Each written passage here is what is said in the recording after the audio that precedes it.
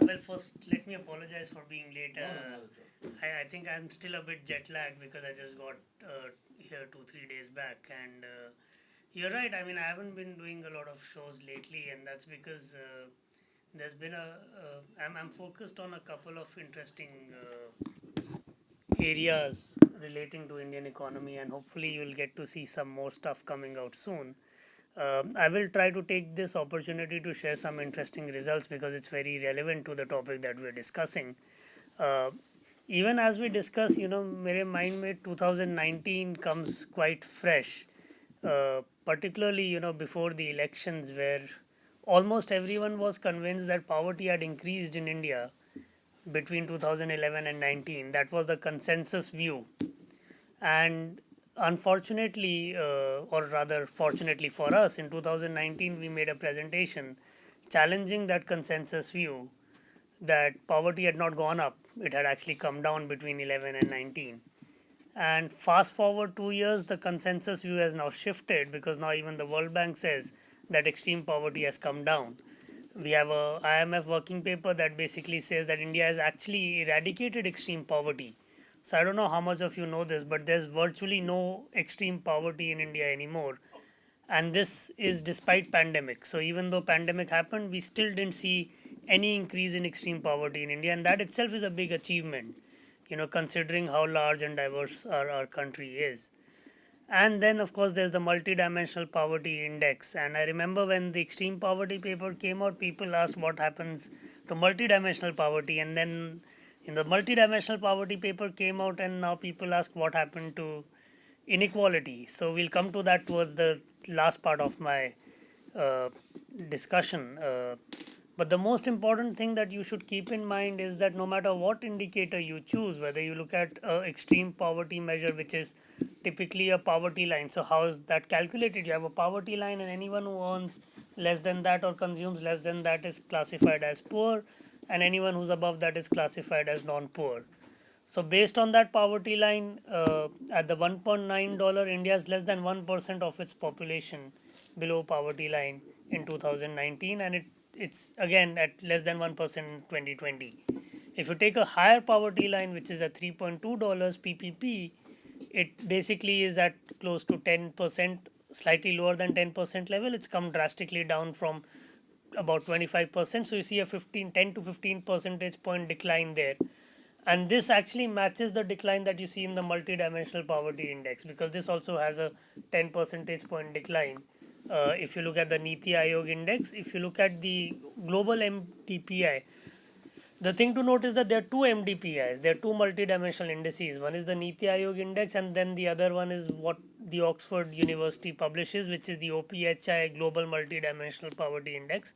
I'm going to focus more on that because the difference is not much between what the Niti Aayog has and what OPHI has. But the reason I'm talking more about the global multidimensional poverty index is because it allows us to compare how well we have done relative to all other countries, both during this period, and of course, we can take a historic view. And you would be surprised to know that there's no other democracy in the world which has seen this pace of poverty reduction. So if you compare and if you rank countries on the basis of how much poverty they have reduced on an annual basis, this is the fastest pace of poverty reduction ever seen in any democracy ever since the multidimensional poverty index was created. And that's a fact that unfortunately has not been acknowledged by certain people, and we all know why they haven't acknowledged it. So the less said about that, the better. Uh, the more interesting stuff, now I'm going to come to the Niti Aayog measure of global MDPI for me, is if I look at which states have done well and which states haven't done well. And what you find consistently is that the states that were, you know, that had a higher prevalence of multidimensional poverty have done much better than other states. This would, I mean, people say that they had a base effect, etc. Valid points, but the point is that the states that had a higher incidence of poverty have reduced it much more than the other states. So that's an important fact to remember. Now, which are these states? UP, Madhya Pradesh, to large extent Chhattisgarh, Odisha. your typical heartland states have done much better than the southern states. So that's an important finding there. Uh, Particularly in southern states, I think there are only a few states that are lacking. The rest of them are doing reasonably well.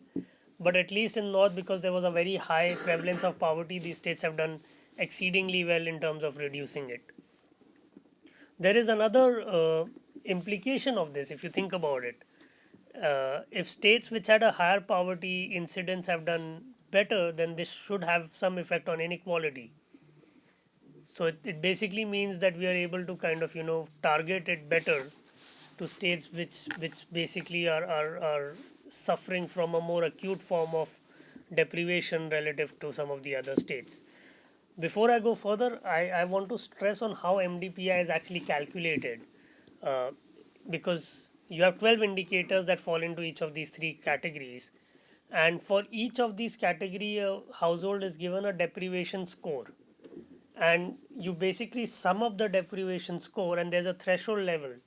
Only if your deprivation score is above that, you're classified as MDPI poor, otherwise, you're not. So that's the multidimensional number. Now, if I look at the households that are identified as multidimensionally poor, and if I look at the intensity of multidimensional poverty, that has also gone down drastically over the last 5 years. And again, UP tops the list.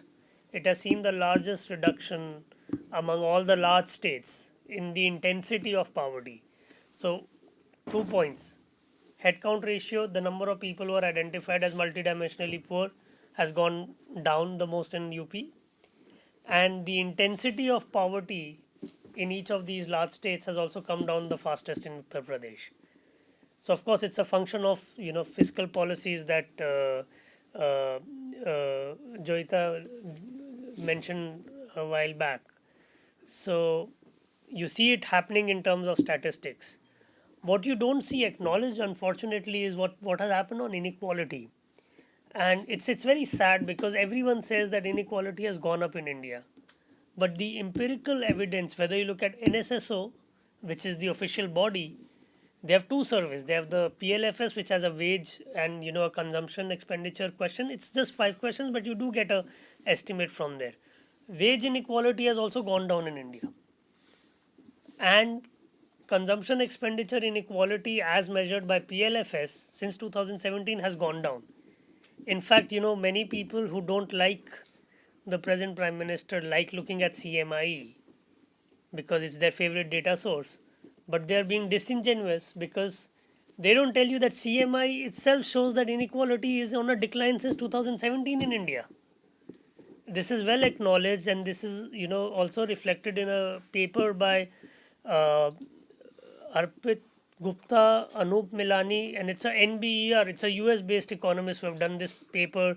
It's published in the US by NBER.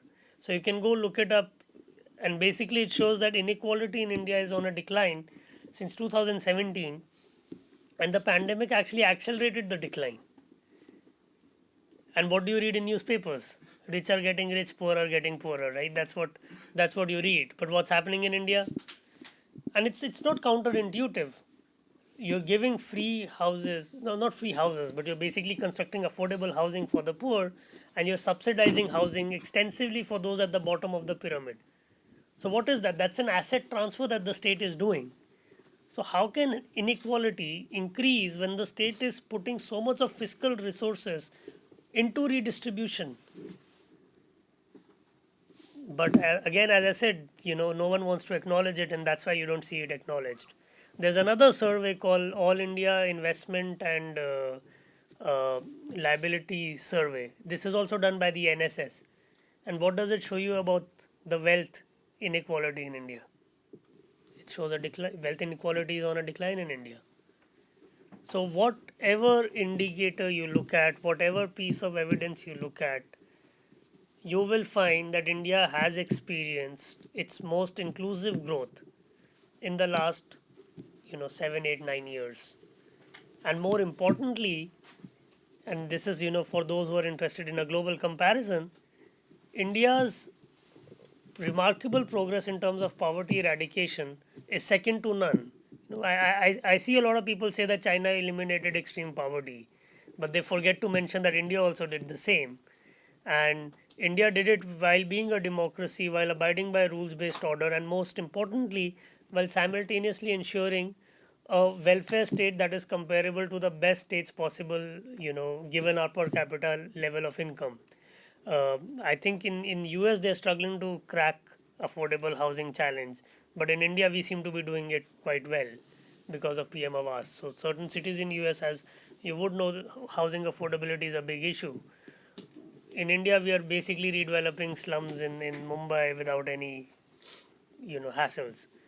So let us at least accept the evidence that is there and try to put forth that evidence aggressively. Because unless we do that, people are not going to acknowledge what has actually happened in India. And sadly, we don't have too many people who are willing to write on the actual India story. But we have too many people who want to compare certain parts of India to sub Saharan Africa, not realizing that such comparisons make little to no sense. Um, so I think with that, I would probably want to